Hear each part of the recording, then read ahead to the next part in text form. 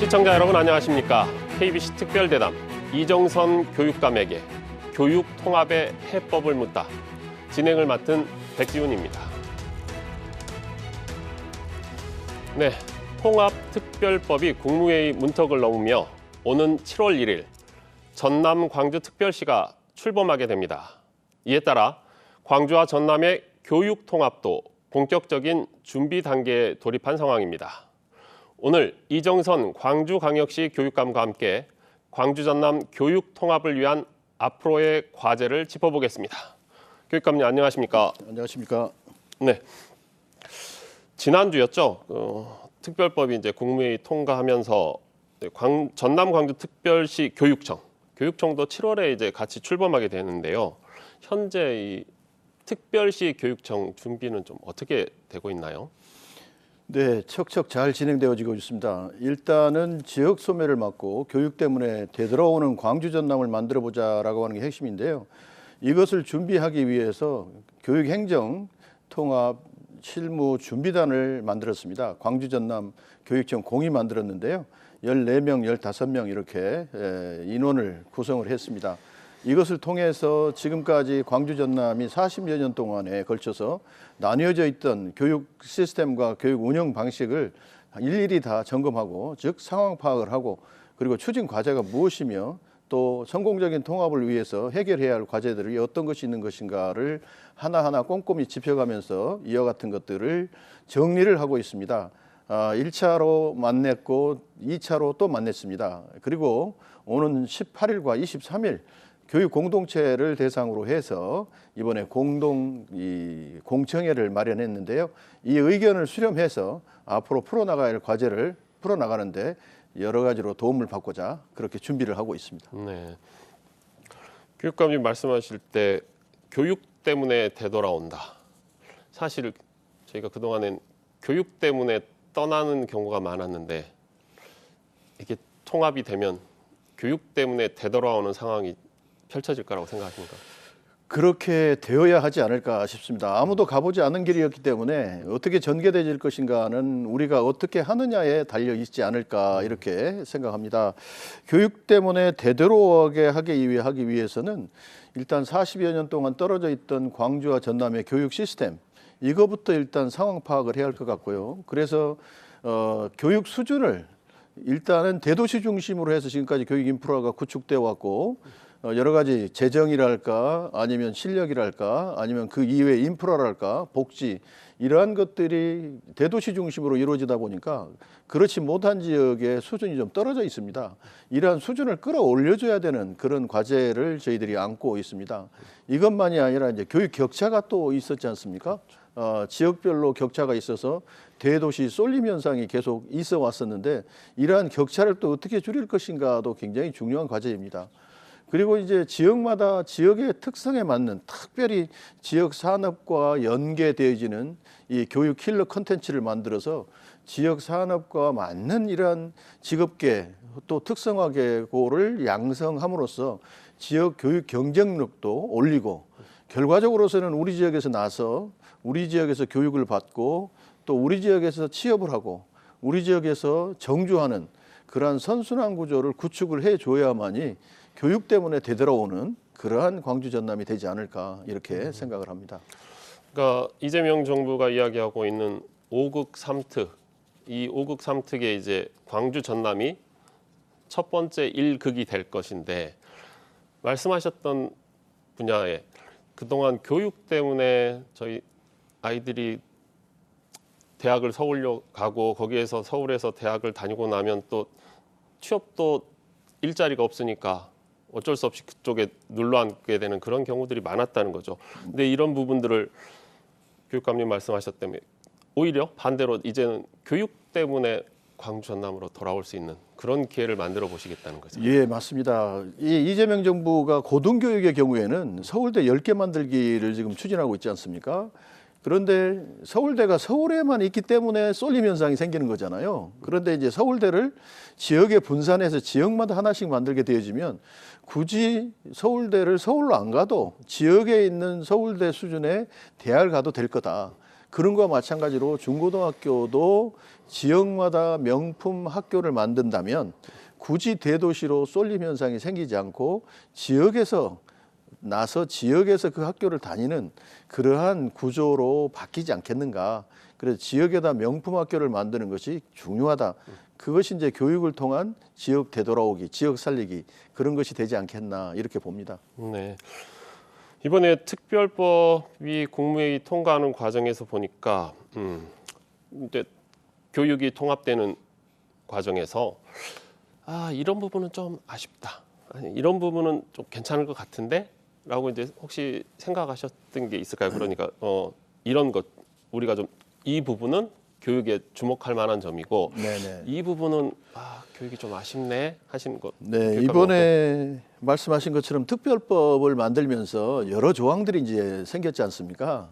그 중에 이제 지역 소멸을 막고 인재를 양성하겠다, 특히 지역 인재를 양성하겠다라고 하는 조항들이 생긴 것들은 굉장히 고무적이다 이렇게 보아지고 이 서울 쏠림이 완화되지 않겠나 이런 긍정적인 기대를 갖게 합니다.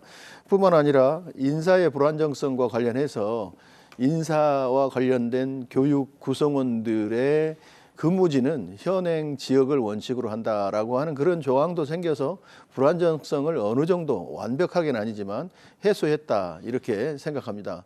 그것 말고도 이제 민주 시민을 양성하겠다라고 하는 그런 조항도 들어가 있어요. 이제 이러한 조항들은 긍정적으로 평가를 하는데 반면에 이제 조금 우려되어지고 앞으로 좀 개선돼야 될 그러한 것들도 있습니다. 일단은 교육 자치와 관련해서 전문성과 자주성과 그리고 정치적 중립성을 확고하게 한다라고 하는 이러한 조항이 조금 미흡하지 않느냐 이러한 주장들도 나오고 있고요. 특별히 이제 학군 통합과 관련해서 이 시작 초안을 잡는 단계에서는 학군 통합을 현행을 원칙으로 한다라고 하는 조항이 있었는데 그것이 진행되어지면서 이제 삭제되어지는 그래서 조례로 만든다라고 하는 부분이 들어가는 것은 학군 통합으로 인해서 생길 수 있는 혼란이 가중되어질 수도 있다 이러한 우려를 낳게 합니다. 뿐만 아니라 이제 교육 재정과 관련해서 지금 행정 통합에는 5조씩 4년을 인센티브를 준다고 돼 있잖아요. 네. 그런데 이제 교육과 관련해서는 어느 정도 인센티브를 어떻게 줄 것인가에 대한 언급이 없습니다. 그리고 이제 지금보다 더 막강해진 교육감의 권한을 어떻게 견제해야 할 것인가에 대한 규정도 없고 특권 교육으로 혹시라도 흐를 수 있는 그러한 여지가 있는 이 교육부가 가지고 있던 권한이 교육감에게 주어짐으로써 이 특목고를 비롯한 이러한 특정 고등학교를 신설할 수 있는 권한이 교육감에게 주어지는데 그러한 것들을 견제할 수 있는 장치가 조금은 미흡하지 않느냐라고 하는 우려도 있습니다. 교육감님이 말씀하셨던 특별법 내용 중에 지역 인재라는 건 결국 저희가 대학 아닌 고등학교도 지역 인재를 키워낼 수 있는 특성화 아니면 특목고 형태의 고등학교들을 만들 수 있게 되는 건가요? 네, 교육감에게 교육부가 그 권한을 가지고 있었는데 교육감에게 그 권한이 주어집니다. 그래서 특목고도 만들 수 있고 외고도 만들 수 있고 자사고도 만들 수 있고 국제고도 만들 수 있고 그 이외에 다양한 형태의 대안학교도 만들 수 있도록 그렇게 이 특별법의 명기가 되어 있습니다. 나주 혁신도시 같은 경우 이제 많은 저기들이 이주해 왔었지 않습니까? 공공기관 직원들이. 근데 이제 한 10년 정도 되니까 그쪽에서 걱정을 많이 하더라고요. 왜냐하면 내가 여기 사는 건 좋은데 우리 애들 이제 학교는 어떡하지? 뭐 초등학교야 그럭저럭 저기 하는데 중학교부터 걱정을 하시더라고요. 이제 그리고 고등학교는 또 어떻게 하나? 다시 서울로 보내야 되나 막 이런 걱정들을 하더라고요. 그래서 생각한 건데 그 지역별로 전남의 경우는 특별히 전남에는 지역 산업이 특색 있게 발달했지 않습니까? 나주 같은 경우는 이제 아리백이랄까 예를 들면 또 나주의 특징이 높은 학부모님들의 교육 수준 내지는 교육열이잖아요. 그거를 충족시켜 줄 수 있는 방법이 뭐겠는가? 그래서 이제 나주 같은 경우는 국제고나 외고나 이러한 고등학교, 과학고 같은 것들을 이렇게 신설을 해도 충분히 수용 가능하지 않을까 이렇게 생각을 하고 그러한 학부모님들의 니드를 오히려 충족시켜 주기 위해서 특별법이 만들어졌다라고 말씀드릴 수 있고 그로 인해서 나주 사람들은 나주에 정주를 하게 되지는 이러한 결과를 가져오지 않을까 이런 생각을 합니다. 교육감님 아까 이제 다소 아쉬운 점 중에 하나가 저희가 4년간 20조 재정 인센티브가 굉장히 큰데 그 큰 재정 인센티브 가운데서 과연 교육에는 어느 정도나 이 재정 인센티브가 들어올 건지에 대한 게 명시가 안 됐다고 말씀하신 거예요. 오히려 우려되는 점이 그러한 점입니다. 통합이 되면서 반드시 필요로 하는 것들은 더 많은 분리 금지의 원칙이잖아요. 그러다 보니까 더 많은 재정을 필요로 합니다. 복지에도 더 필요로 하고 지금까지 여러 정책들이 이 전남과 광주가 서로 다른 정책을 썼지 않습니까? 가령 복지만 하더라도 전남에는 기본소득, 기본 경비라고 하는 초등학교에서 중학교 1, 2학년까지 가는 10만 원씩을 주는 것이 있는 반면에 광주는 중학교, 고등학교 아이들에게 꿈드림이를 주잖아요. 그러면 통합이 되어지면 어떻게 될까요? 분리 금지의 원칙이기 때문에 초등학교 1학년부터 고등학교 3학년까지 교육 복지를 다 지급을 해야 되는 상황이 생깁니다. 그럴 경우는 예산이 더 들어갈 수밖에 없죠. 그런 것들이 한두 가지가 아니라는 거죠. 그러기 위해서는 재정 확보가 선택이 아니라 필수입니다. 통합의 취지를 살리려면 재정 확보는 반드시 해줘야 되는데 이 초안을 마련할 때는 내국세의 1000분의 3을 이 통합교육청에 하자라고 저희가 초안을 마련했어요. 근데 이것도 이 완성되어지는 단계에서 이게 삭제가 돼버렸습니다. 그러다 보니까 저희는 1년에 대략 1조 원 정도의 예산은 더 받아야 저희들이 추구하려고 하는 통합의 본래 취지를 살릴 수 있지 않겠는가. 그래서 저희는 강력하게 1조 원 정도 예산을 확보해달라 이걸 요구하고 있습니다.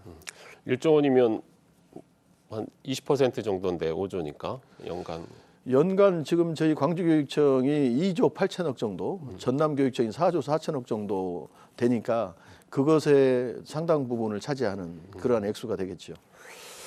그러니까 사실은 말씀하셨던 대로 우리가 지역 인재를 육성하기 위해서 들어가는 기본적인 어쩔 수 없이 늘어날 수밖에 없는 자칫 잘못하면 교육감님 말씀대로라면 당연히 교육복지라는 게 좋은 쪽으로 가야지 상향 평준화되는 게 맞는데 하향 평준화를 할 수는 없지 않습니까? 그렇습니다. 네, 그래서 상향 평준화를 하기 위해서 들어가는 예산이 지금 교육감님 생각은 1조 정도가 필요할 거다. 네네. 그러니까 연간 5조인데 그 중에 한 20%인 1조 정도는 당연히 교육을 위해서 할애해 줘야 된다. 실상 행정통합과 교육통합이 반반 아닙니까? 그렇다면 5조에 2조 5천억씩 나눠 가야 하는 것이 맞는 것 같습니다만은 그렇게까지 때를 쓸 수는 없을 것 같고 일단 저희들이 추산컨대는 1조 정도는 이렇게 분배가 되어지 않을까 이렇게 봅니다. 뭐 말씀하신 대로 솔직히 반반이어도 뭐 틀린 이야기는 아니니까. 그리고 이 아이들이 결국은 저희가 아이들을 많이 투자를 해야 이들이 잘 자라서 또 말씀하셨던 민주시민으로 육성이 되는 거고 지역 인재가 될 수 있기 때문에 뭐 1조 아니라 2조를 하셔도 교육에 대한 투자는 아무리 많이 해도 부족함이 없지 않겠습니까? 그런 의미에 있어서 저희들은 더 많은 이 예산을 따기 위해서 노력을 하려고 합니다. 네.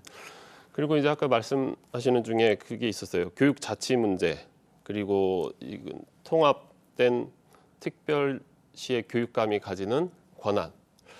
이게 벌써 이 권한이 지나치지 않을까, 너무 막강하지 않을까라는 우려들 나오는 건 왜 그런 우려가 나올까요? 일단은 통합교육감이 갖게 되어지는 권한이 크게는 세 가지입니다. 하나는 인사권을 갖게 되어지는데요. 지금도 마찬가지이긴 합니다만은 숫자가 늘어나는 거죠. 지금 이 교육가족들이 광주는 대략 2만 정도, 전남은 3만 3천 정도 됩니다. 그러면 5만 3천 정도의 인사권을 갖게 되는 거죠. 예산과 관련해서 조금 전에 말씀했습니다만 2조 8천억 그리고 4조 4천억 이와 같은 예산권을 갖게 되어지고요. 그리고 또 하나 아까 말씀드린 교육부가 가지고 있었던 이 특정 특목고랄까 여러 학교, 대안학교와 관련된 이러한 것들을 설립할 수 있는 권한이 교육감에게 주어집니다. 이런 권한을 갖게 되어지기 때문에 지금보다 실상 지자체 장보다 더 막강한 권한을 갖게 되어지는데 이것에 대한 견제 장치는 특별법에 명기는 되어 있지 않습니다. 그러다 보니까 이걸 어떻게 해결해야 할 것인가가 상당히 주요한 과제인데요. 지금까지 나온 여러 가지 방안으로서는 이 교육감이 직접 임명하던 교육장을 오히려 이제는 이 선출제를 하거나 아니면 공모제를 하는 방식으로 해서 교육감보다는 교육장에게 조금 더 권한을 분산시키자. 또 기존에 있었던 교육위원제도 이거를 부활시켜보자. 이제 광주가 하고 있는 제도입니다만은 시민협체진흥원이라고 하는 게 있습니다. 광주는 인사와 예산과 관련해서 시민과 학부모를 직접 참여시키는 옴부즈맨 제도를 저희가 운영을 하고 있거든요. 그러한 제도를 좀 활용해보자. 그래서 교육감에게 집중되어 있는 권한을 좀 분산시켜보자라고 하는 의견들이 나오고 있습니다. 근데 말씀하셨는데 교육장을 혹시라도 선출한다 그러면 누가 선출을 해야 되나요? 지금까지 이제 어떤 방식으로 선출해야 할 것인가에 대해서는 나와 있지 않습니다. 전남이 22개, 그리고 광주가 2개 그렇지 않습니까? 근데 인구 비례로 놓고 보면 광주도 5개 구기 때문에 이제 2개가 아니라 5개로 늘려야 될 그런 상황이기 때문에 27개가 이제 교육장이 이 가상적으로 놓고 보면 나올 수 있을 것 같아요. 이거를 갖다가 이제 지금 기초지자체는 주민 직접 투표를 하지 않습니까? 그런 거와 마찬가지로 가야 될지 아니면 교육가족들만 투표를 해야 될지 그런 것들은 더 연구를 해봐야 되지 않을까 싶습니다. 그러니까 저희 지금 광주는 동서부 네네, 나눠져 2개가 있는 있습니다. 게 네. 사실은 전남이 22개 있는 것처럼 광주도 최소 5개 해서 네네. 기초자치단체 수만큼 교육장도 필요할 것이다. 네, 그렇습니다. 그리고 그래서 그 교육장들한테 그러면 지금보다도 좀 더 권한을 준다고 하면 어떤 권한들이 교육장들한테 가능할까요? 지금까지 인사와 관련해서 그리고 기능과 관련해서 역할 분담을 좀 더 많이 할 수 있을 것 같아요. 가령 경기도 같은 경우는 경기 북쪽과 남쪽이 조금씩 다릅니다. 교육감이 갖고 있긴 하지만 교육장이 2명인데 남쪽의 경우는 행정이나 이러한 것들을 주로 담당을 하게 되어지고 역할을 크게, 북쪽의 경우는 주로 이제 교육 과정을 크게 담당하는 이런 역할을 합니다. 그래서 지금 우리 광주교육청 같으면 교육과정이나 행정이나 아니면 재정이나 아니면은 이 정책이나 이러한 것들을 전부 다 교육감이 가지고 있지 않습니까? 그런데 앞으로는 그와 같이 교육장이 역할 기능을 조금 구분을 한다면 그 기능이 조금 더 나뉘어지지 않을까 이렇게 생각하고요. 인사권의 일부도 나눠질 수 있을 것 같고, 그거 말고도 아까 말씀드린 예산권도 예산을 대폭 본청에서만 행사할 것이 아니라 지역교육청으로 이렇게 예산을 분산을 시키면 그 예산권도 많이 분산되지 않을까 싶습니다. 지금 통합교육감이 선출된다면 지금 형태로는 그 부교육감이 한 분씩 있잖아요. 이제 행정통합의 경우는 부시장이 4명 아닙니까? 네. 근데 교육통합과 관련해서는 부교육감이 2명. 2명. 예, 우리로 이야기하면 지금 식으로 이야기하면 전남, 광주에 각각 1명씩이 되게 됩니다. 그러면 그 2명의 부교육감이 광주하고 전남에 이렇게 나눠져 있다고 하면 그 두 부교육감을 통해서도 권한 이양이 어느 정도 가능하지 않을까 싶기도 하네요. 지금까지 부교육감의 역할은 정부에서 임명을 해왔던 부교육감이 주로 되었기 그렇죠. 때문에 정부의 의사 전달, 소통, 참고 역할을 주로 많이 해왔고요. 교육감을 보조하는 역할을 주로 많이 해왔기 때문에 단독적인 의사 결정 기능과 관련해서는 조금 약한 것이 사실입니다. 이걸 실질적으로 이제 그 권한을 행사할 수 있도록 하는 제도적인 장치를 마련해줘야 되겠죠. 저희가 이제 광주 전남 이렇게 부교육감 이야기를 하다 보니 또 이제 통합교육청, 결국 통합교육청이 어디로 가느냐, 이것도 굉장히 관심이 많은 것 같아요. 왜냐하면 통합특별시에 청사가 어디로 가느냐를 가지고 계속 지금 논란이 있는 것처럼 통합교육청은 교육감님은 어디가 맞다고 생각하십니까? 이제 세 개 청사가 행정통합도 있는 것처럼 교육통합도 세 개 청사를 상정을 할 수 있을 것 같습니다. 일단 무학에 있는 것, 네, 남학에 있는 것, 그리고 우리 광주에 있는 것, 그리고 이제 동부는 아직 없지만 거기도 생각을 해볼 수 있지 않겠습니까? 늘 동부 지역이 이 교육적으로 소외됐다라고 하니까 이와 같이 세 개를 나눈다면 결국 기능별로 이렇게 이 역할을 나눠야 되지 않을까 이렇게 생각을 합니다. 공통적으로 해야 할 청사가 하나 만약에 있다면 나머지는 기능별로 이렇게 청사를 나누어서 기능 중심의 청사 배분을 하는 것이 맞지 않을까 저는 이렇게 생각합니다. 그러면 기능 중심으로 이렇게 나눈다는 얘기는 기존에 가지고 있었던 그 지역적 교육 형태의 특화성을 좀 더 강화하고 키우겠다 이 말씀이신 건가요? 이제 아까 경기도의 사례처럼 한 교육청은 이제 교육 과정만 중점적으로 담당하게 되어지는 교육청이 있을 거고요. 한쪽은 행정과 그다음에 정책을 주로 담당하는 그러한 교육청이 있을 수 있고요. 그리고 이제 한 교육청은 그와 같은 것들을 통합하는 컨트롤 타워 역할하는 그러한 교육청이 있지 않을까, 있을 수 있을 거라고 생각합니다. 그건 통합 교육감이 이제 정해야 될 그런 문제이고, 물론 단독으로 정할 문제는 아닙니다만은 그 사회적 합의를 거쳐서 그러한 기능 중심의 배분도 나누어지지 않을까 이렇게 생각을 합니다. 예. 저희 이제 교육 현안 이야기를 좀 해보겠습니다. 저희가 이게 교육 통합이 이제 이루어진다면 광주와 전남 교육청이 서로의 강점들, 그러니까 시너지 효과를 만들어야 될 것 같은데 지금 광주시 교육청 같은 경우 보니까 독서 그리고 학생들의 글로벌 역량 강화를 위한 교육들에 힘써왔습니다. 통합이 된다면 앞으로 이런 것들을 더 키워나가야 되겠죠.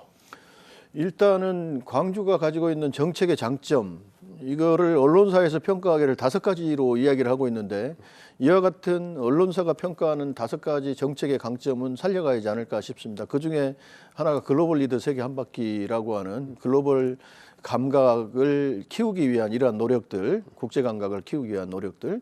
두 번째가 365 스터디 카페. 그래서 우리 학생들이 자발적으로 공부하고 싶은 마음이 들도록 하는 학습 이 향상 방안 중에 하나였죠. 그리고 세 번째가 이제 1교 1 대입 디렉터. 대학 입시의 노하우 우리가 쌓아놓은 그래서 전문 디렉터들을 학교에 파견해서 그들이 강남 수준의 입시 정보를 제공해주는 그러한 노력들. 그리고 네 번째가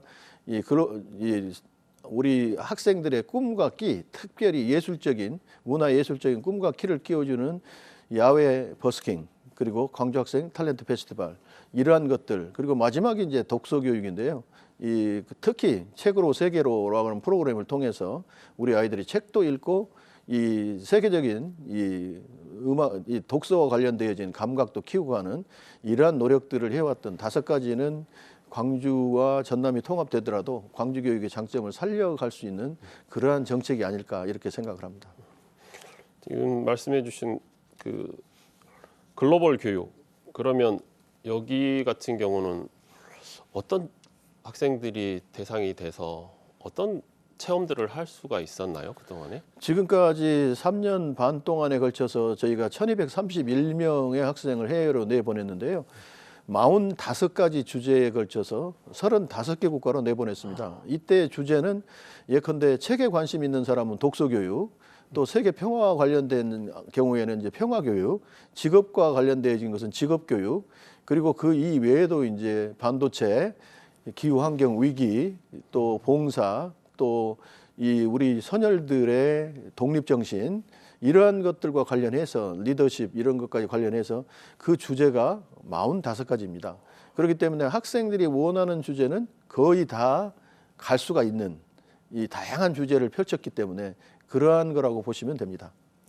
45가지 주제 지금 35개 나라를 갔다. 35개 나라를 갔습니다.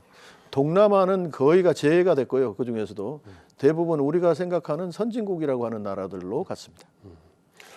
혹시 교육감님은 그렇게 이제 35개, 45개 주제 중에 뭐 참여한 학생들은 다 자기 인생에 확실한 기억이 남겠지만 교육감님도 그들 중에 이렇게 딱 기억에 남는 친구들이 좀 있으신가요? 아니 그럼요. 기후 환경 위기 그리고 글로벌 리더십 프로그램 그리고 이제 반도체와 AI와 관련되어진 실리콘밸리 갔다 왔던 이러한 친구들, 독일의 베를린 장벽을 갔다 왔던 평화 통일교육 이런 학생들, 이 학생들은 제가 직접 인솔을 해가면서 또 제가 해설을 했었거든요. 글로벌 리더십 프로그램과 관련해서 한 학생이 이제 열심히 공부를 해가지고 3학년 때 갔었습니다. 그런데 열심히 공부를 해가지고 자기가 원하는 대학을 상향해서 갔다고 합니다. 그래서 이 우리 지역에서도 상당히 기감이 된 그런 경우가 있었는데요.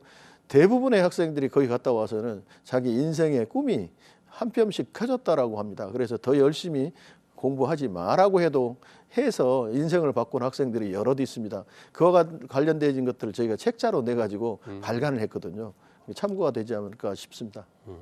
그러니까 뭘 하고 싶은지를 묻기보다는 일단은 열심히 해라, 열심히 공부하면 뭐든 될 거야라는 게 있는데 자기가 뭘 하고 싶은지 그런 경험을 통해서 나 이런 사람, 이런 공부를 해보고 싶겠다라는 자기의 앞날에 대해서 주제를 딱 잡게 되면 당연히 말씀하셨던 대로 하지 말라고 해도 야, 나 이거 하고 싶어, 이거 되고 싶어 이런 열심히 할 수밖에 없을 것 같아요. 그렇습니다.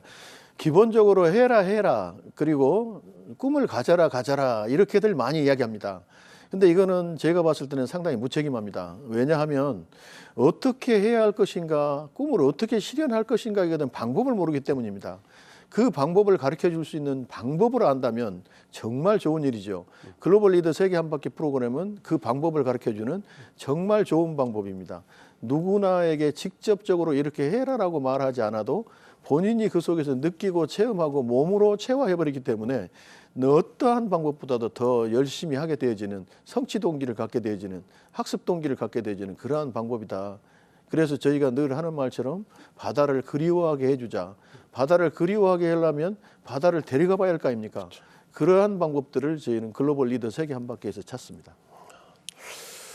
네, 근데 광주시 교육청이 지난 1월에 그 광주 AI 교육원, 그래서 AI 교육도 지금 강화하고 있습니다. 이 AI 교육원 좀 설명해 주시면. AI 교육원은 일단은 17개 시도 중에 최초로 개원을 했습니다. AI 교육의 전체를 컨트롤하는 컨트롤 타워다 이렇게 생각하시면 되는데요. 크게 4가지 기능을 합니다. 전시, 체험, 그리고 교육, 연구 이러한 기능을 하는데요. 전시와 관련해서는 지금까지 우리나라에서 나와 있는 AI 디바이스와 관련되어진 이 모든 것들을 갖다 보여줍니다. 체험은 드론이 됐건 자율주행 차량이 됐건 로봇이 됐건 이러한 것들을 직접 와서 해보게 하고 AI 프로그램을 운영하게 해보는 그러한 프로그램인데요. 체험이 가장 인기가 많습니다. 대략 1년에 3만 명 정도 학생과 학부모님들이 올 거라고 기대를 하고 있는데 지금 주말이면 아예 자리가 없습니다.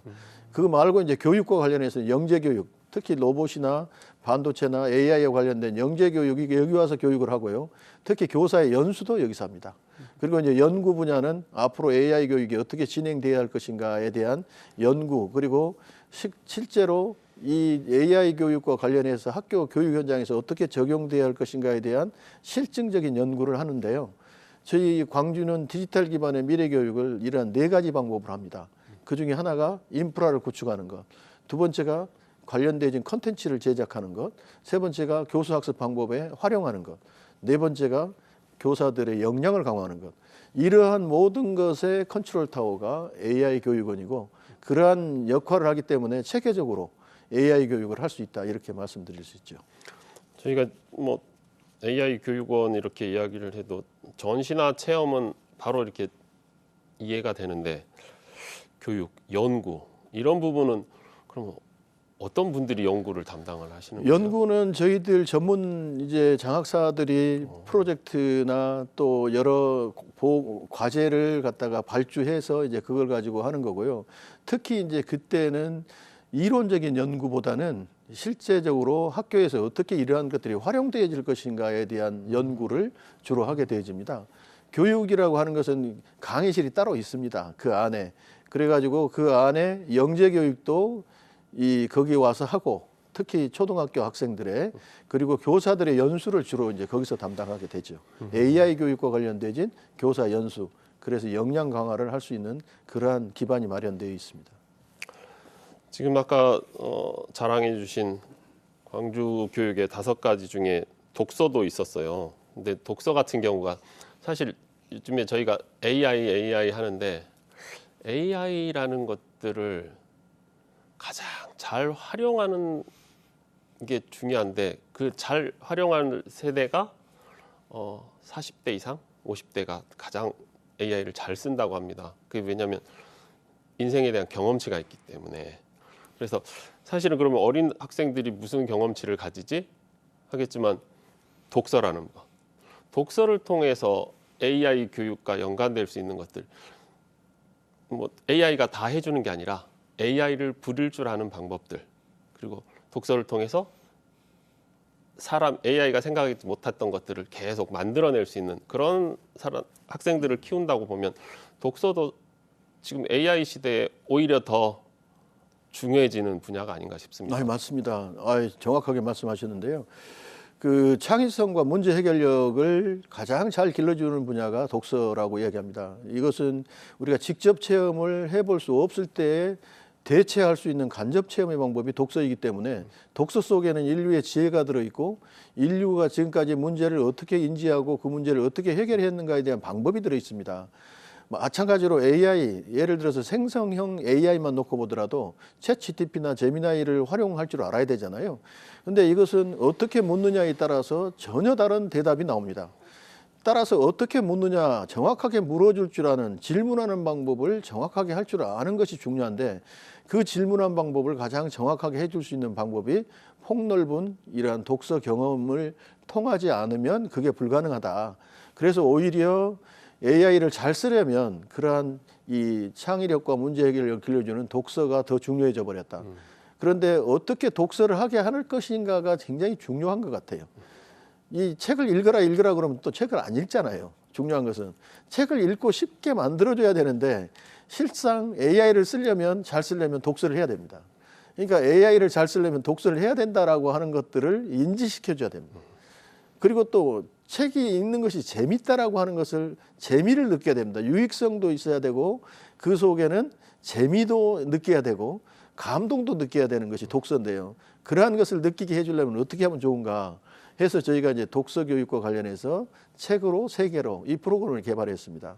그래서 책을 많이 읽고 싶어하는 아이들을 모아서 노벨 문학상 수상자 고향으로 데려갔어요. 그래서 게테를 만나러 독일로 데리고 갔습니다. 물론 가기 전에는 게테의 작품을 읽어야 되고 플로리다 마이애미 해밍웨이를 만나러 갔습니다. 몰로를 만나러 캐나다 토론토로 갔고 그러한 작업을 통해서 이 아이들에게 책을 읽고 싶은 마음을 갖게 해줬는데요.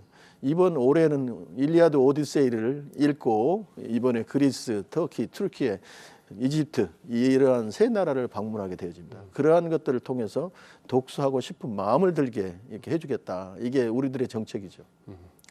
교육감님 아까 말씀하셨던 바다를 그리워하게 만드는 그런 교육이네요. 네네 그렇습니다. 네. 지난해 이제 광주에서 그 10년 만에 수능 만점자가 나왔습니다. 그래서 광주의 교육 경쟁력 다시 한번 보여주는 계기가 됐는데 이런 경험들 그리고 시스템 이것들이 이제 광주뿐만 아니라 이제 통합되면 전남하고 같이 해서 시너지 효과를 만들 수 있는 계기가 있을까요? 되지 않을까 싶습니다. 교육 수준을 끌어올린다 이런 말씀을 드렸었는데요. 저희가 공부를 해라 해가지고 수능 점수가 올라간 건 아닙니다. 공부를 하고 싶은 마음이 들게 해줬다. 그 중에 하나가 저희가 365 스터디 카페입니다. 좋은 환경을 만들어주니까 공간을 확보해주니까 애들이 공부를 하더라는 거죠.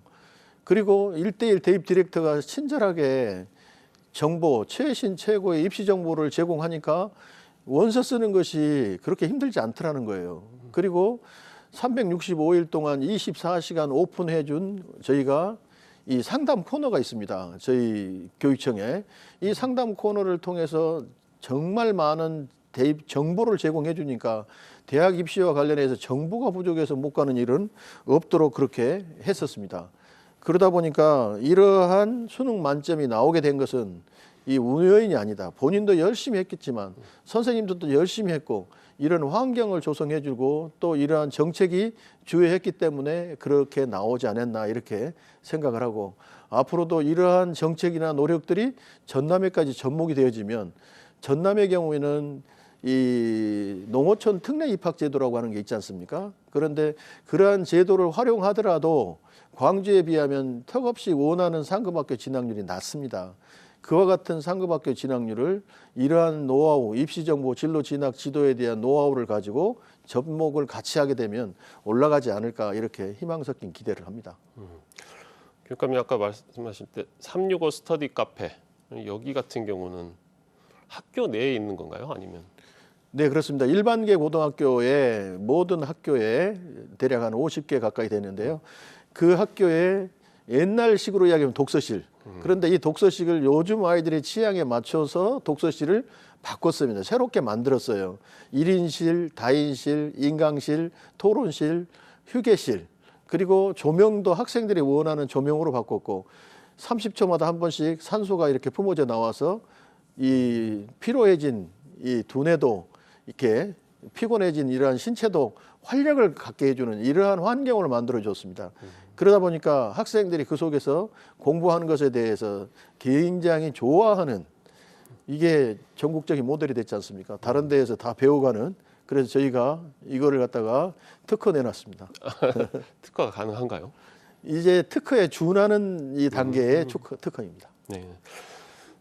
이게 그러면 365 스터디 카페 같은 경우는 저희가 이제 뭐 카페 같은 데 가보면 혼자 와가지고 막 공부하고 있거나 책 보고 있는 그런 모습들 많이 보잖아요. 그런 모습을 생각하면 되나요? 실제로 네, 거기 네, 와서? 그렇습니다. 여러 형태가 있습니다. 그 학교에 365 스터디 카페를 만들 때 우리 교육청에서 이런 형태로 만들어라고 이렇게 제공해 주지 않았어요. 학생들이 아이디어를 내 가지고 학교 구성원들이 만들었습니다. 그러니까 본인들이 만든 공간이니까 본인들이 더 좋아하죠. 그래서 학교마다 다 다릅니다. 형태가. 재밌겠는데요. 지금 아까 말씀하시는 중에 그 교육 바우처 제도 있지 않습니까? 지금 시교육청은 꿈드림이, 그리고 전남은 전남 학생교육수당. 이 두 개가 서로에게 플러스가 돼야지 마이너스가 되는 일이 생겨서는 안 되잖아요. 그러면 결국에 두 개를 어떻게 합치는 게 가장 큰 시너지 효과를 낸다고 생각을 하십니까? 일단은 그 접근 방법이 조금씩 달랐던 것 같아요. 전남하고 광주가. 저희 광주는 이 학생들에게 들어가는 교육 비용이 많은 고등학생, 중학생 이렇게 위에서부터 내려오는 접근을 했고요. 전남은 교육 기본 수당으로 해서 초등학생부터 이렇게 올라갔죠. 주는 이런 방식으로 했는데 초등학교 1, 2, 3학년의 경우는 이 돌봄 경우에는 국가가 지급을 합니다. 그러다 보니까 전남은 이제 중학교 1, 2학년으로 올라갔어요. 근데 이제 저희는 윤석열 정부 때 선별적 복지를 했습니다. 그래서 이 모든 사람에게 일률적으로 지급하는 복지비를 지급하는 것을 못하게 했습니다. 그런데 이재명 정부에 와서는 이제 보편적 복지 정책을 쓰고 있거든요. 그래서 저희가 올해부터 중학교 1, 2, 3학년, 고등학교 1, 2, 3학년, 중학교는 각각 연 60만 원, 고등학교는 연 100만 원. 이걸 가지고 이제 입학 준비금부터 시작해서 학교에서 교육 활동을 하는데 들어가는 모든 비용을 쓸 수가 있어요. 심지어는 안경도 맞출 수가 있고요. 대학 입시 할 때 원서 때도 쓸 수도 있고, 이제 뭐 책 사보는 것은 당연하고요. 앨범 때도 만들 수도 있고, 낼 수도 있고, 여러 가지 것들로 쓸 수 있는 용도로 사용합니다. 그런데 전남의 경우는 초등학교에게 일괄적으로 월 10만 원씩 줍니다. 월 10만 원씩 주기 때문에 초등학생들에게 이제 이 돈을 다 어떻게 써야 될 것인가에 대한 구체적으로 명기가 더 필요할 것 같고, 앞으로 통합이 되어지면 그다음에 중학교가 두 개 군데가 걸치지 않습니까? 겹치잖아요. 네.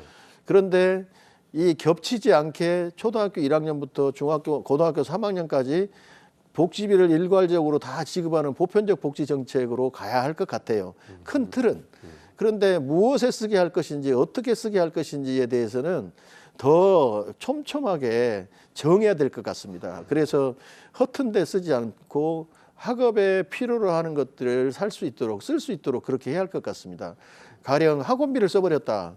그러면 취지에 어긋나잖아요. 그러니까 본래 취지에 부합하는 방식으로 이와 같은 복지비를 쓸 수 있도록 더 촘촘하게 설계가 돼야 할 것 같은데 줄일 수는 없습니다. 아까 분리 금지의 원칙 그리고 복지비가 주다가 안 줘버리면 소위 금단 현상이 생겨버리기 때문에 줄이거나 안 주거나 할지는 못할 것 같고 늘렸으면 늘렸지. 그래서 초등학교 1학년부터 고등학교 3학년까지 이 복지를 더 촘촘하게 주는 방법을 설계해야 할 거다 이렇게 봅니다. 그러면 지금 광주시 교육청이 하고 있는 꿈드림이 같은 경우는 그렇게 자기가 받은 돈을 학생들이 뭐 이렇게 계획해서 나는 이렇게 뭘 하겠다 하는 것들을 알아서 쓰는 건가요? 아니면 누군가가 좀 또 경제 교육이 필요할 텐데. 그러니까 바우처로 들어갑니다. 그러니까 통장을 생애 첫 통장을 만듭니다. 그리고 카드를 줘요. 그러면 이 카드를 사용할 수 있는 용처가 정해져 있습니다. 그러니까 책을 산다라고 하면 서점이 가입돼 있겠죠. 안경을 산다 그러면 안경점이 가입돼 있겠죠. 거기 가서 자기가 필요한 물건들을 사는데 물론 경제교육도 필요하고 학부모와 상의하기 위한 그러한 노력들도 필요하고 학부모 오리엔테이션도 필요하고 아이들에게도 필요한 오리엔테이션을 해야 되는 건 당연합니다. 그러한 것들을 하고 통장으로 입금을 시킵니다. 그 이제 꿈드림이를 어느 정도 했으면 어디에다 썼는지 데이터가 뭐였을 텐데. 예, 주로 근데 어디다 남아 있는가요? 그 관련 데이터는 아까 말씀드린 것처럼 큰 항목을 저희가 정해줬지 않습니까? 지금 입학 준비물 사는데 또 안경 사는데 그 도서 참고서 사는데 그다음에 체험학습비, 수학여행비, 앨범비 이런 거 하는데 주로 이렇게 들어가는 걸로 그 항목별로 사용한 걸로 이렇게 나옵니다. 정확하게 구체적으로 몇 프로 어디에 썼고 하는 것들은 제가 데이터를 갖고 있지 못하기 때문에 네. 말씀을 못 드리겠습니다만.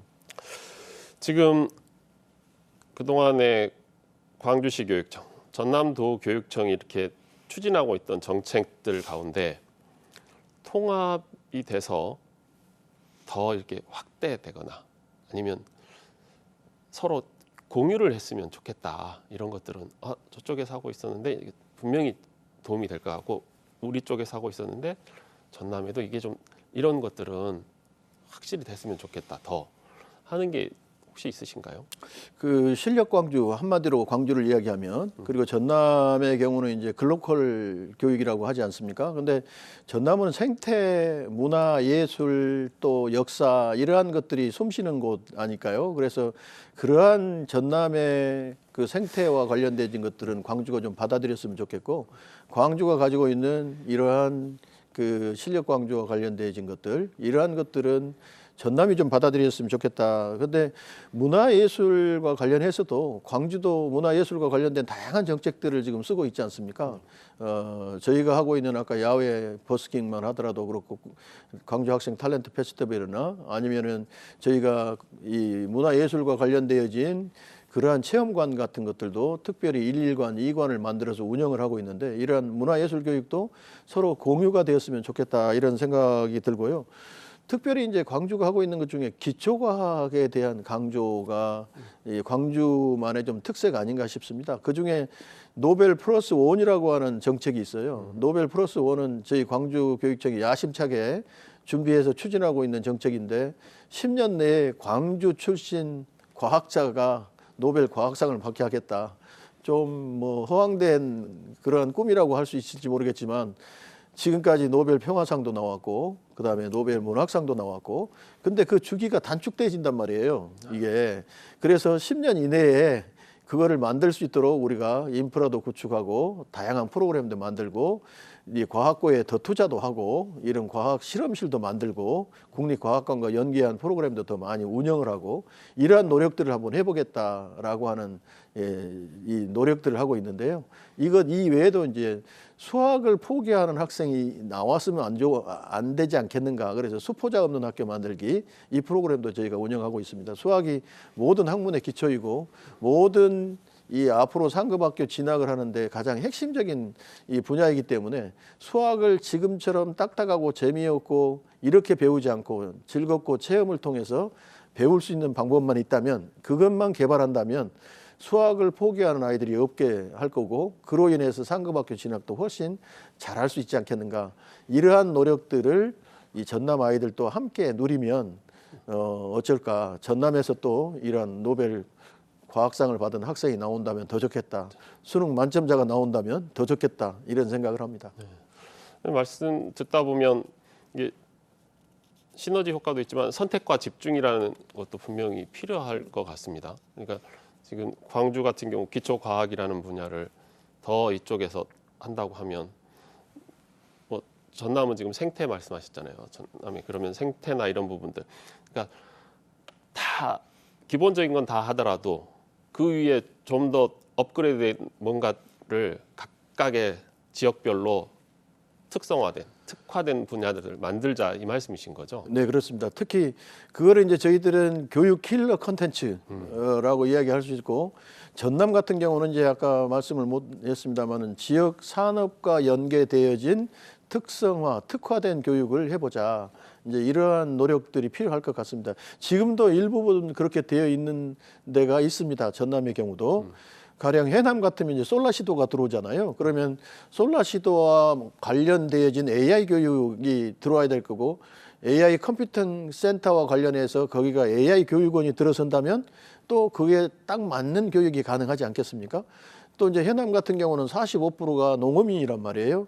그러면 배추나 거기에서 그 절임 배추 특별히 고구마나 쌀이나 이런 농산물을 특화해서 재배할 수 있고 스마트팜을 통해서 재배할 수 있는 AI 기술이 접목돼 줄 수 있는 이런 분야가 또 나온다면 거기에 가미되어진다면 해남 같은 경우는 특화되어진 이러한 교육이 가능하지 않겠는가. 그러한 지역별로 특화되어진 것들을 찾아내면은 충분히 전남도 이 가능성이 있다. 특별히 특성화 교육과 관련해서는 전국에서 최고로 잘할 수 있는 교육이 될 수 있지 않을까 이렇게 생각합니다. 나주 혁신도시 같은 경우는 지난번에 인공태양 연구시설도 들어서니까 그런 관련 분야들, 에너지 분야 특성화 고등학교나 이런 것들이 만들어도 참 좋을 것 같긴 하네요. 네, 그렇습니다. 네. 지금 이제 저희가 이야기를 나누다 보니까 그 교육 인프라 쪽에서 보면 광주는 도시형 교육 인프라를 갖추고 있고 전남은 아무래도 농촌, 어촌 뭐 이러다 보니까 작은 학교 중심의 교육 정책을 가지고 있습니다. 이런 것들, 전남의 작은 학교하고 광주의 도심형 인프라가 결합할 수는 없나요? 어떻습니까? 이제 그러한 방법이 도농 통합 교육 특구를 만드는 것도 한 방법일 것 같다 이런 생각을 합니다. 그런데 이제 도심의 경우에 광주의 도심의 경우에는 지금 도시형 교육을 하고 있지 않습니까? 근데 전남의 농어산촌에 있는 그러한 생태교육과 관련해서 생태교육을 광주의 도심으로 가져오기는 어렵지 않겠어요? 그러면 광주에 있는 사람들이 결국은 농어산촌으로 유학을 가든지 간에 아니면 거기에 가서 정주를 하든지 숙박을 하든지 하면서 그 교육 혜택을 받을 수 있는 방법이 있지 않을까. 그런 오갈 수 있는 방법들을 마련할 수 있는 게 농어산촌 혹은 농산어촌 통합특구와 같은 교육특구를 만드는 것이 한 방법일 것 같다 이런 생각을 합니다. 광주가 갖고 있는 장점을 또 필요로 한 사람은 광주에 와서 정주하거나 공통 교육과정을 운영하거나 아니면은 이 교차로 교육과정을 운영하거나 이러한 방법들을 통해서 또 광주의 도시형 교육을 체험할 수도 있지 않을까 이런 생각을 합니다. 그래서 이 전부 다를 이렇게 교환할 수는 없을 것 같고 일부 제도를 마련해서 조례를 마련해서 필요한 경우에는 서로 교환할 수 있는 이러한 방법들을 마련해 보는 것, 그 중에 하나가 농산어촌 교육특구 마련 이런 것이 아닐까 싶습니다. 국장님 이야기를 듣다 보면 굳이 물론 여기에서 나는 정말 좋은 대학 그리고 더 공부를 열심히 해볼 거야라고 하는 학생들도 있겠지만 나는 좀 특색 있는 교육을 받고 싶어. 나는 뭐 자연 나무를 키우는 것들 이런 것들 조경 뭐 이런 것 관심 있어. 그러면 전남의 어딘가에 특색 있는 고등학교든 중학교든 가서 배울 수 있는. 그러니까 말씀하신 대로 광주에 있는 친구들이 전남의 그런 학교에 가서 근데 그 친구들이 거기서 만약에 교육을 받으려면 기숙사나 이런 것도 운영이 돼야 예. 되지 않을까요? 그래서 그 전남에는 폐교가 많지 않습니까? 폐교를 활용해가지고 정주 여건을 좀 마련해주면 어쩔까 이런 생각이 들고요. 그리고 실상 대학을 가거나 상급학교 진학을 하는 데 있어서 농산어촌이 결코 불리하지 않습니다. 왜 그러냐면 농어촌 특별전형이라고 하는 것이 있어서 잘만 활용하면 오히려 농산어촌의 학생들이 더 우수한 대학을 갈 수 있어요. 우리 광주의 인근에 있는 학교들 보면 알 수 있지 않습니까? 능주랄까, 예를 들면 장성이랄까, 창평이랄까, 이런 해령고 같은 이런 데는 오히려 대학 가는 것이 수월합니다. 그러니까 굳이 광주로 이렇게 대도시로 쏠림해야 할 이유가 없습니다. 그쪽에 명품 학교만 만들어주고 정말로 올바른 교육만 하고 투자만 잘해주면 오히려 그쪽으로 가는 것이 나을 거고요. 그리고 소규모 학교가 많은 작은 학교가 많은 농산어촌에 있는 데에도 특화된 교육, 아까 아토피랄까 예를 들면 친환경과 관련되어진 이러한 교육들, 습체험과 관련되어진 것들, 또 지속 가능한 발전과 관련되어진 이러한 생태 교육 관련되어진 것들, 이러한 교육과 관련되어진 것들이 전남에 곳곳에서 이루어진다면 오히려 광주에 있는 사람들이 역으로 그쪽으로 가는 현상이 벌어질 거다라고 생각이 되어져요. 그렇죠. 그러니까 지금 전남 지역의 곳곳에 이제 산업들 전남이 그동안은 뭐 낙후됐다 뭐 이렇게 표현을 했지만 이제는 아껴놓은 땅 전남에서 뭔가를 할 게 많으니까 그런 것들을 만들어 가는데 그쪽에 가서 공부할 수 있는 기회를 굳이 치열한 경쟁을 광주에서 하는 게 아니라 내가 정말 하고 싶은 교육들을 다양한 교육 공간에 가서 배울 수 있는 것들을 만드시겠다는 거예요. 그러죠. 그러니까 농산어촌의 수준을 올려주겠다. 그러니까 굳이 대도시에 오지 않아도 된다라고 하는 거고요. 그렇게 하기 위해서는 소위 이제 우리가 말하는 결과의 평등 정책을 써야 합니다. 역차별을 통한 평등. 그래서 지금까지 도움을 필요로 한 데에 도움을 주지 못했어요. 가령 신안만 예를 들면 신안의 농산어촌의 학교 아이 한 명이 받는 교육비는 우리 광주의 밀집 지역에 있는 아이가 받는 교육비보다 더 많습니다. 그런데 사회 간접 자원에 대한 투자 비용은 신안에 대한 투자보다는 광주에 대한 투자가 훨씬 많습니다. 이게 평등해지려면 신안의 아이가 교육비를 훨씬 더 많이 받아야 돼요. 이러한 역차별을 통한 평등이 실현되어져야, 그러니까 농산어촌에 투자가 더 많이 되어야 그 지역의 수준을 끌어올릴 수 있고, 수준이 끌어올려져야 대도시 쏠림이 없어질 거다. 그래서 수준 높은 학교를 농산어촌에도 만들어주자라고 하는 게 취지죠. 그러면 이런 선순환 구조, 그러니까 역차별을 통한 평등, 말이 참 멋지는데 그러려면 전략이 필요할 것 같습니다. 어떤 전략 지금 혹시 교육감님 생각하시는 게 있어요? 그러니까 일단은 아까 행정통합에는 5조 원이라고 하는 돈이 이렇게 배분이 됐다고, 인센티브가 됐다고 했는데, 교육에 대한 인센티브가, 교육 예산의 재정에 대한 인센티브가 일단 마련이 돼야 합니다. 그 인센티브를 확보하고 어떻게 쓸 것인가 했을 때 이 쓸 수 있는 원칙을 정해야 되죠. 그 중에 하나가 이 지역 격차를 완화하는 데에 써야 된다.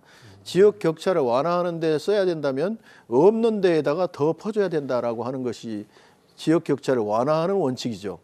그리고 최첨단의 신소재에 앞서가는 데에도 또 투자를 일부 해야 합니다. 그러나 우선적으로 없는 데에 먼저 촘촘하게 투자를 해야 된다라고 하는 것이 원칙으로 정하고 그렇게 해야 하는 것이 전략이다. 이 방송 보고 계시는 광주시 교육감께서 나오셔가지고 왜 전남을 막 너무 저기 하면 서운하다고 생각하지 않으실까요? 광주는 광주만의 저희 특색 있는 교육을 지금까지 해왔고 상당 부분 성공을 했다라고 생각합니다. 그리고 광주가 잘하고 있는 부분은 계속해서 투자를 할 것이기 때문에 우리 광주에 사시는 학부모나 우리 학생들도 크게 걱정할 것이 없을 거고요. 우리는 세계로 가지 않습니까? 미래로 가고. 네. 좀 마지막으로 지역민들하고 시청자분들께 하시고 싶은 말씀 한마디 부탁드립니다. 예, 오늘 광주 전남, 전남 광주 통합에 대해서 말씀을 드렸는데요. 아직도 풀어야 할 문제들이 참 많습니다. 특별히 교육특별법에 담지 못한 내용들이 너무 많거든요. 이와 같은 것들은 앞으로 개문발차를 했기 때문에 이제 하나하나 챙겨가면서 더 촘촘히 따져보고 또 챙겨 넣지 않으면 안 됩니다. 우리 아이들의 올바른 배움과 성장이 일어나게 하기 위해서는 특별히 광주와 전남 간의 수준의 격차를 줄이고 또 세계적인 교육을 하기 위해서는 우리 학부모님들과 시청자 여러분들께서 광주와 전남 교육에 대해서 관심을 더 많이 가져주셔야 합니다. 여러분들의 많은 성원과 관심을 부탁드립니다. 감사합니다. 네, 교육감님 오늘 긴 시간 함께해 주셔서 감사합니다. 네, 고맙습니다. 네, 광주 교육은 대전환의 길목에서 여러 과제를 마주하고 있습니다. 교육 통합의 방향을 어떻게 설계하느냐가 우리 지역의 미래를 가를 중요한 출발점이 될 것입니다. 통합이라는 거대한 변화를 진정한 교육 발전의 기회로 만들어 가길 기대합니다. KBC 특별대담 이정선 교육감에게 교육 통합의 해법을 묻다. 여기서 마치겠습니다. 시청해 주신 여러분 고맙습니다.